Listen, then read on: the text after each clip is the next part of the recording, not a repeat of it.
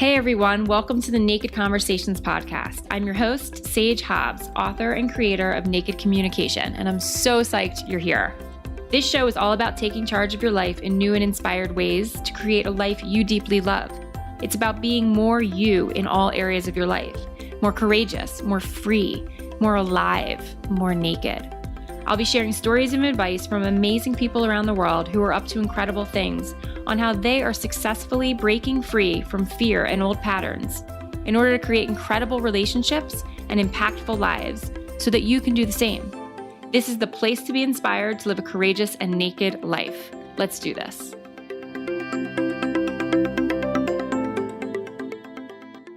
Hello. Welcome back to the Naked Conversations podcast. I'm your host, Sage Hobbs, and I'm so psyched you're here. It's always such an honor that you show up and tune in. I know everybody's lives are really full, and it is just such a pleasure to have this conversation with you and to really support you in showing up more fully and self-expressed and freely in your life every day. So this is one of my solo shows. It's episode 22, and it's on managing change. And the way these work is it's kind of a story hour where I talk to you a bit about all the pieces that are coming together for me on a certain theme. And there's always something that presents itself as like the thing that I want to share with you in that moment. And this week, it's really been about change and how we approach change, deal with change, all the transitions of life, right? It's coming up in my personal life and tons with my clients. And so I'm imagining that there's something in this for you as well. So before I dive into that, I want you to know that you can get anything that I mentioned here today over in the show notes at sagebhobbs.com/episode-22. Head on over there and check it out. That's really my cyber home, and it's actually getting some renovations right now, but it's where you can find out more about the show and listen to old episodes and subscribe so you never miss one. Last week's was really incredible, talking about a mental health revolution and how we can really destigmatize mental health with an incredible woman, Allison Malman. And you can also grab this awesome free resource that I have over there, which is really about how to ask for what you want effectively so you can really get it. And it breaks it down from my work in my book. And it really breaks it down in a tangible, useful way that will start to transform how you make requests in your life, which really impacts all of your relationships professionally and personally, from your personal intimacy to your career leverage. When you can really ask powerfully for what you want, it's a game changer. So definitely head on over to the site to grab that. And then lastly, you can also book a call with me to find out about coaching. And spaces are always limited on that, but that is how I love to connect with you. The one-on-one coaching is my sweet spot. It's really the opportunity to have massive breakthroughs in your self-expression, your sense of power and leadership, your relationships and connections with others. That's my jam. So if that's something you know you want, please head on over there to the show notes. You can find the link there or on the homepage of my site at sagebhobbs.com and we can connect. So today we're talking about change, and we're talking about how we manage that in our lives, because what I have discovered is that it is everywhere. Change is always happening, and our relationship to change really impacts how we experience our lives. So I was thinking about this the other day because I seem to forget this whole thing about change. And then Monday morning will roll around and my kids are like bananas. And I'm like, what is going on? And I realize that every time we go back to school, even just after a weekend, but particularly after a longer break or the summer, my kids kind of decompose. They fall apart. And I'm always like, what is the deal? You guys have been great the last few days. And I remember that transitional moment from one way of living their lives at home, doing our own thing, back to the structure of their schools is really hard for them. And it's not that they don't like school. It's not that they hate that experience. It's just that change causes them sort of some cognitive dissonance. So then I'm reminded again, okay, right, like change happens.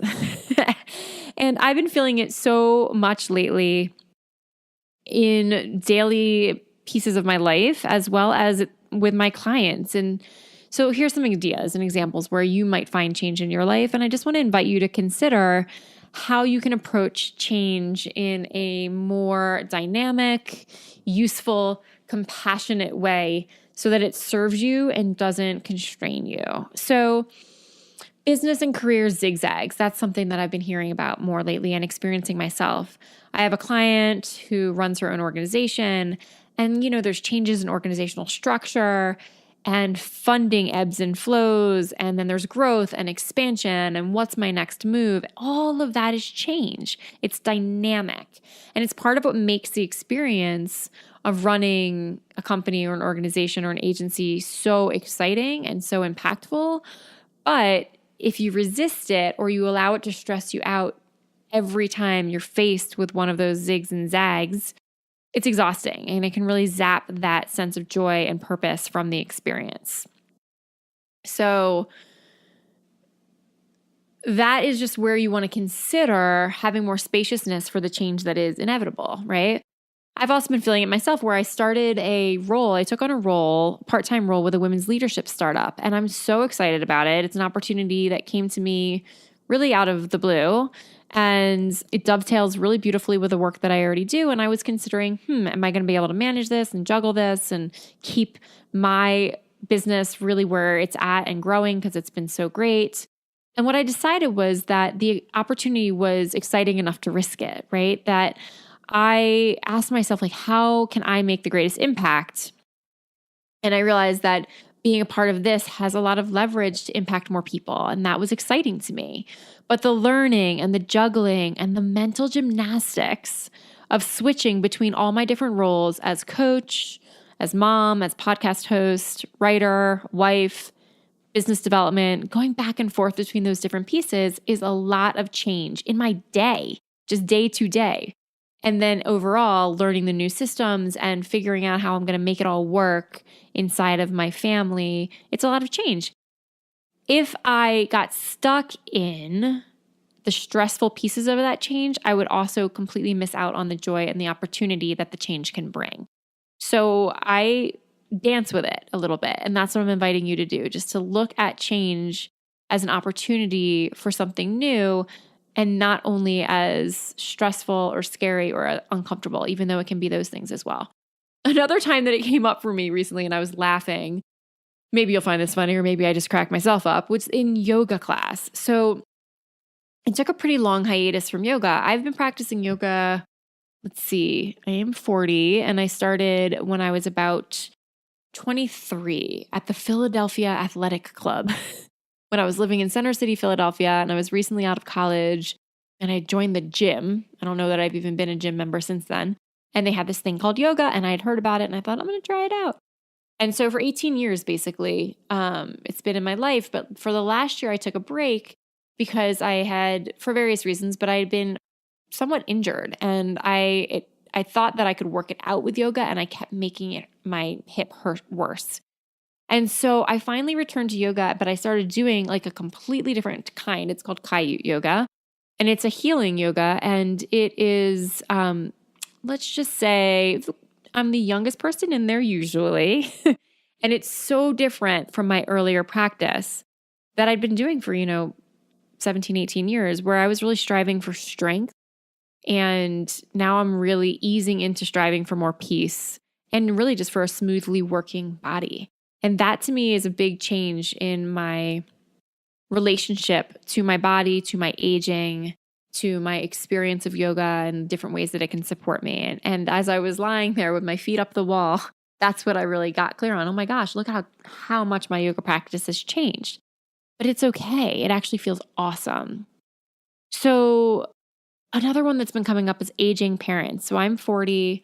I lost my dad already when I was 33, and that was incredibly hard. And what I'm seeing now is that as my friends and I age, our parents are aging too. And I have had 2 friends lose parents in the last 3 months. Another friend just talking to me about her mom being very sick. And even though she's still around, the spirit of her mom isn't as much.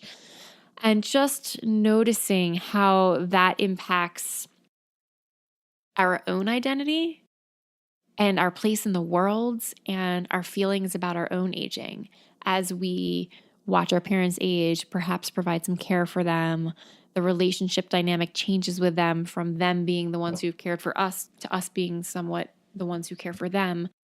These are all changes that are kind of the process of life, of living a full life, right?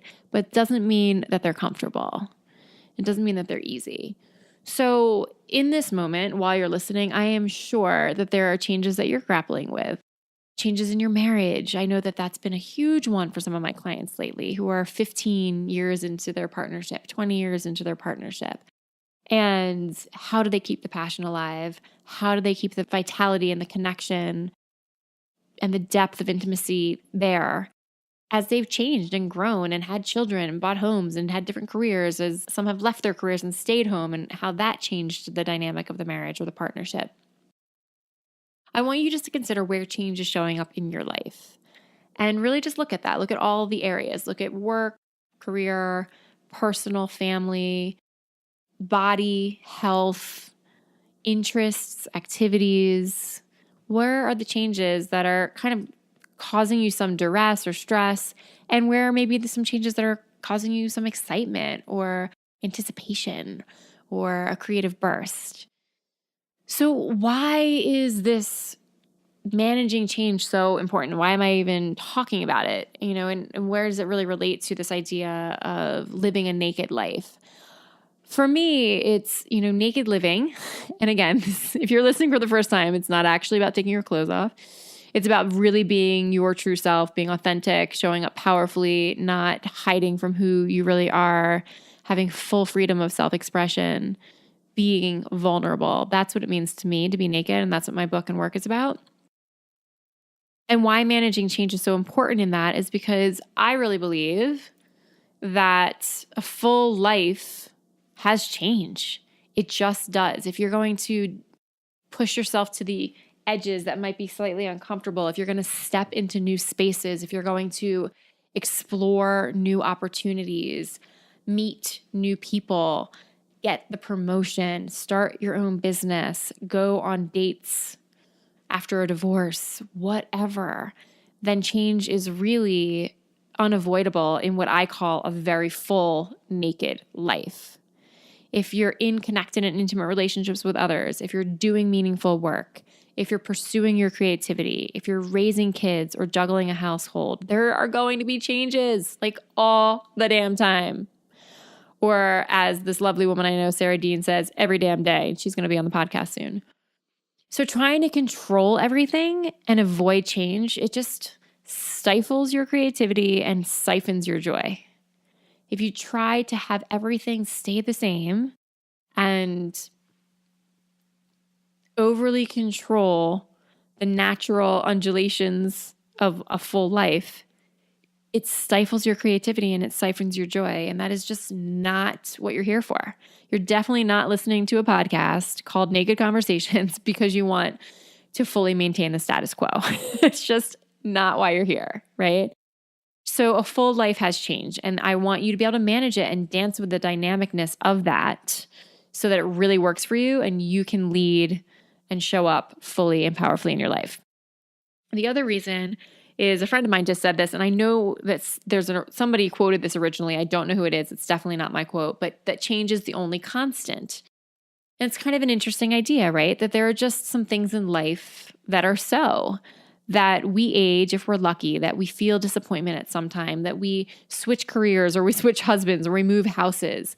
There is something to this idea that change is a constant in our lives. And it sounds somewhat like an oxymoron, because change sort of is the antithesis of something being constant or steady. But change itself, the fact that change exists, is constant. And I feel like if we can embrace that idea instead of resisting it, there's an opportunity, there's a window of bringing in more acceptance, of being more present, more appreciative, and really being able to ride the ups and downs of life without kicking and screaming along the way. It's like the difference between surfing and swimming upstream, for example.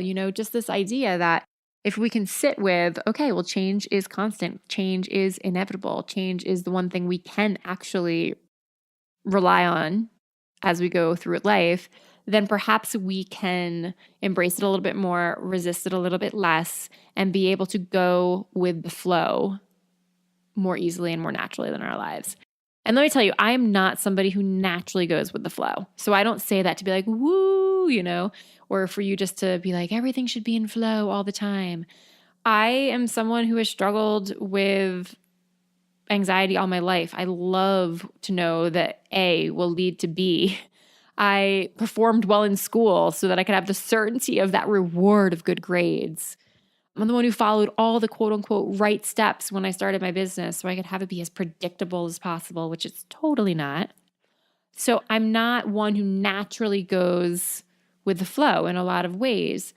But I've really settled into this idea more and more that if I want to really be courageous, if I want to live a badass life, if I want to lead and start this podcast and speak on the stages I speak on and coach more women and take on new roles and responsibilities and show up more just as I am, I got to get down with change because there's no way to do all that and have it be predictable and in my control. So I think it really sets us free when we can embrace this idea of change and dance with it dynamically. It sets us free to take risks, to show up courageously, to try new things, to share ourselves more vulnerably, to have more self-compassion for like the messiness that life is, for the things that don't go quite right when we play full out, when we really engage. If we can be with change more gently and the inevitability that change is, we have more freedom to create the lives that we really want to create, make the difference we really want to make, have the relationships we really want to have, and truly build what I would call a naked life. So thank you for exploring this idea with me. I really hope that you can sort of sit with this idea of the changes that may be happening in your life. And if some of them are super painful and super hard, I do not expect you to be like, oh, change is great. I just invite you to look at how you can approach the change with more gentleness, more curiosity, more of an acceptance for change is really just a part of living a full life. And that is what I want for you always, is to really live a full life and to show up as the biggest, most honest, most powerful version of who you are. Thanks so much for tuning in. I hope I catch you next week. If you love the show, please share it with the people in your life, especially those you know who could really use some support around changes that they're facing and grappling. See you over at sagebhobbs.com for more, and I will catch you next time. Thank you so much for listening to Naked Conversations. Yay! It really means the world to me every time you show up. And if you want to know more about how to work with me personally and my coaching, you can check that out over at sagebhobbs.com. You can also get some great free resources over there about how to make powerful requests and many blog posts full of resources for living a naked life, as well as grab a copy of my book, Naked Communication, Courageously Create the Relationships You Really Want. And lastly, keep the conversation going with us over in the Facebook community, sagebhobbs.com/Facebook, where we can keep talking about these super important and powerful topics of living a life fully expressed. Thanks again. See you next time.